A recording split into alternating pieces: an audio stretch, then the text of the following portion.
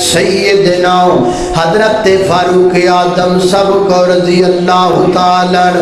انہاں دے کول ایک بندہ آیا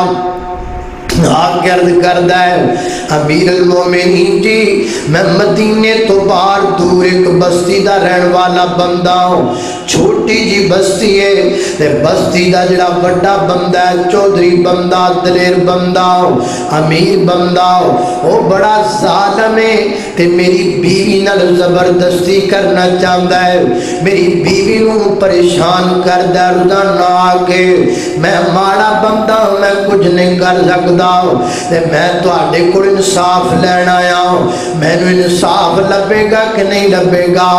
آپ فرما دے نے کوئی آج بھی آئے گا کہ نہیں وہ کہتا جی ڈیلی آمدہ ہے فرمایا اپنی بیوی نو کہنا 3 کام کرے سب تو پہلے نمبر دے پورے کمرے دے اندر کوئی لائٹ نہیں جلانی چراغ نہیں جلانا جدو میں آ جاواں دیرا کرنا ہے جدو میں آ جاواں میری آواز تیری بیگم دے کان وچ بہ جائے انہوں کہنا ہے کسے کونے دے وچ نیچے بہ جائے تاکہ انہوں تلوار نہ لگ جائے نمبر 2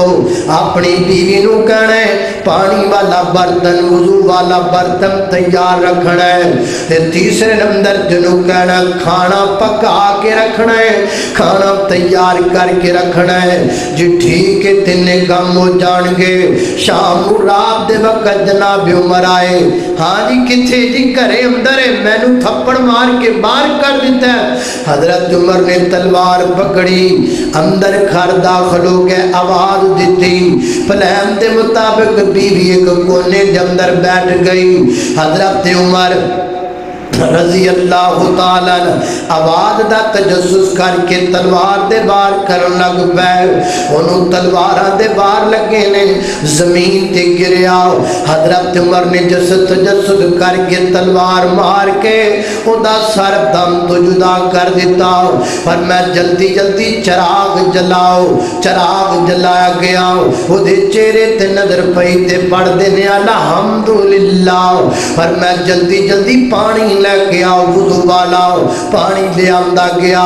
وضو فرمایا اس مقام تے 2 رکعت نماز ادا فرمائی جتھے نماز پڑھی اتھی بیٹھ گئے پر میں جلدی جلدی کھانا لے کے آؤ کھانا کھابدار راج کے کھابدار سیر ہو کے کھابدار وہ کہتا جی میں 3 سوالوں دے جواب چاہنا پہلا سوال تسی چراغ کیوں بند کروایا اندھیرا کیوں کروایا فرمایا تاں کروایا میں نوں ڈر لگن لگ پیا سی کہ میرے خاندان دا کو بندہ ایڈا متکبر نہ ہو گیا ہوئے اندھیرا تاں کروایا ہے تاکہ میں دی شکل ہی نہ ویکھ سکاں سکا پتر دی میرا ہوئے تے پتہ ہو تو لگے جدو تون لت جائے تے دوسرے نمبر دے تسی وضو والا پانی کیوں تیار کروایا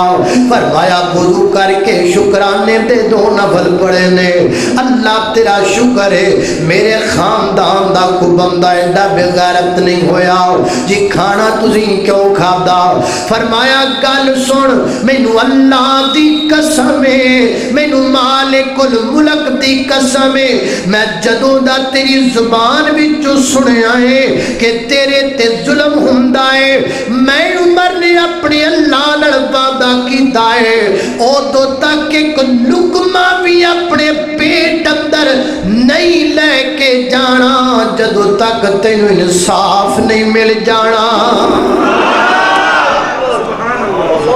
یہ تھے ہمارے حکمران یہ تھے ہمارے اسلاف فرمایا عمر دے پیٹ لقمہ جائے عمر دی ریت دا بندہ ظلم وچ زندگی گزاری عمر دی غیرت گوارا نہیں کر دی میں روٹی کھاواں تے کیویں کھاواں عمر نو لقمہ بھی ہضم نہیں ہو سکدا اونی دیر تک جدوں تک عمر انصاف نہ کر لے